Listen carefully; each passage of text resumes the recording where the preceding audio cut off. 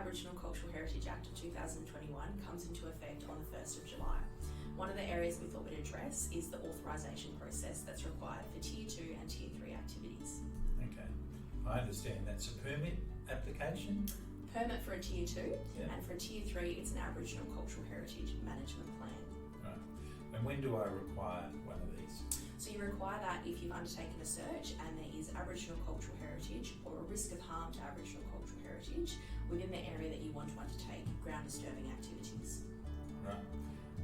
How am I checking a directory or something for that? Yeah, that's the first step of the due diligence process for each of these activities. So you undertake a search on the directory, and that'll confirm whether there is Aboriginal cultural heritage, whether there's a risk of harm, or whether further assessment needs to be undertaken, and then that'll determine which authorisation is required depending on the activity. Right, and how often do I need to do this search?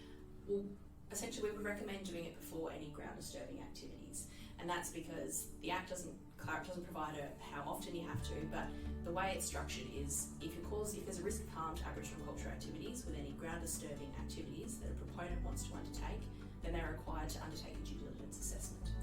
And so it really is a requirement for each time that you want to undertake a ground disturbing activity, this is the process. Correct. Right, and so if in year 1 you want to put a new dam in, undertake the search. Year 2 or 3 down the track, you're building a new shed, do your due diligence. Absolutely. Right, okay. And I guess one of the issues that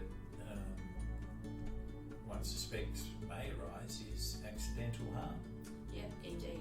And so the Act does provide provisions about what harm is and what actually harm means in this context. So it's the destruction or desecration of an Aboriginal cultural heritage, so whether that's a place, an object or something intangible. And so then harm is classified in terms of serious harm, material harm, and then harm, and that's how the penalties are organised as well. And what happens if harm is created through an emergency process? Like I'm out there volunteering as a firefighter, and I'm fighting a fire, and I disturb some heritage sites. What happens? Well, emergency activities are exempt for that purpose as well, because it's recognised that in emergency situations land may have to be cleared to prevent